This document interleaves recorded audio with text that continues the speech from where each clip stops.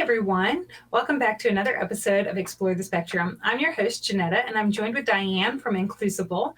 Hi, Diane. How are you doing? I'm great. Thanks so much for inviting me, Janetta. Oh, I'm glad to have you on and hear about this different system. I know that it's games and it's a company, but this different way of thinking for us to be able to have more inclusion in our world. What would have made you design a company that is specialized in this way, or what got you involved in this community initially? Well, I'm a former special education teacher. I was working as an independent consultant, advocate, and educator. And uh, during COVID, I sort of had the time to do something different. And so that's when I started my LLC. And so, working as a special education teacher means that you have patience and spades because it is so challenging to work with our kids and to be in it for the long haul to see them be able to accomplish different skills and tasks and look at those small things along the way. And I believe that one of the things that most of our kids want more than anything is friendships, and they want to be included in the same way as everybody else. And so to create content for us to easily be able to engage with them in that is just splendid. And I'm genuinely grateful that you're doing that for our children. So tell us a little bit more about what Inclusible is. Well, inclusible, the term itself means suitable for inclusion. And my goal is to make spaces and activities that are suitable for inclusion so that kids and adults of all abilities can spend time together.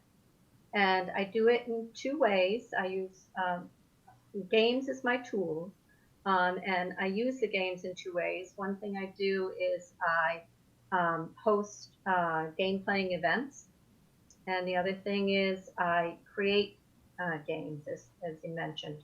So I make some of my own games.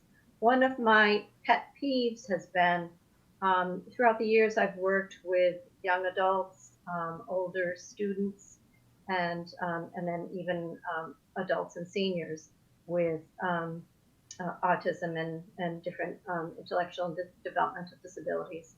And one of my pet peeves is that it's difficult to find games that are easy enough to play, but are not babyish. So that's sort of gotten started. I'm trying to create my own games.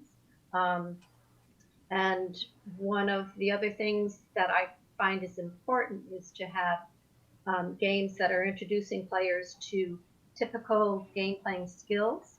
So, like one of my games is called Discard, and it's got the beginning introductory level of the game is just sort of talking about the language of hearts and clubs and diamonds and spades, the language of playing cards.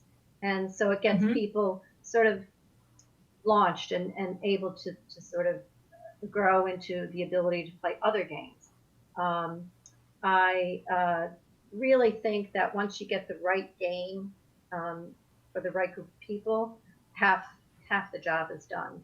That then things are much easier for people to connect and have a good time. So that brings up a good question, though. You're mentioning how you wanted to elevate the games and keep them at a level where teenagers, adults, that anybody can really engage with this. Is there a specific age range that you're targeting your different skills towards?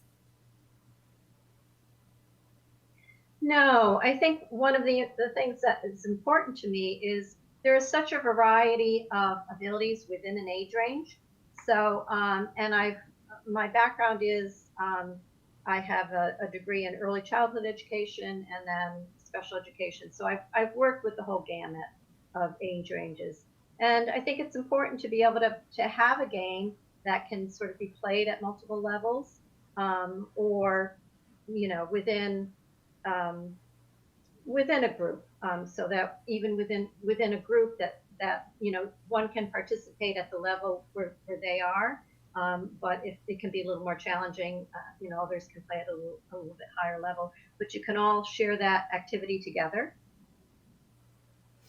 So, for anybody that's watching now and they're either a parent or they're a professional or maybe they're a family member and they're thinking that it would be really splendid for them to be able to acquire one of these games so that they can share it with somebody or give it as a gift, where would they learn more and how would they go about finding that information?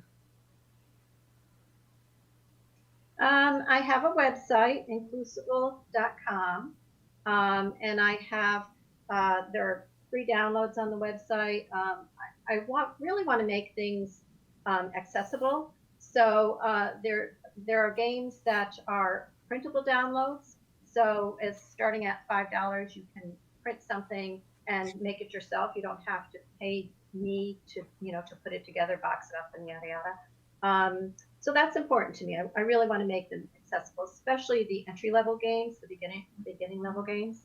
Um, and I'm also on Teachers Pay Teachers. I have a Facebook page, YouTube channel, sort of tells how to play some of my games, and I also have a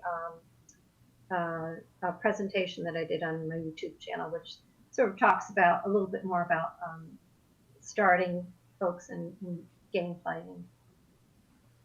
Well, I adore this idea, and I think that so many great ideas are organically grown. Easier to think about than to say just now.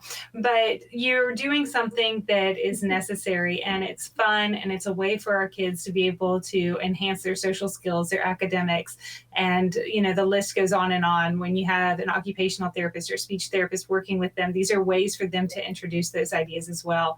And it's really wonderful that you've done this. Thank you for doing this and for coming on today and sharing with us what you've been working on. So thanks so much for having me.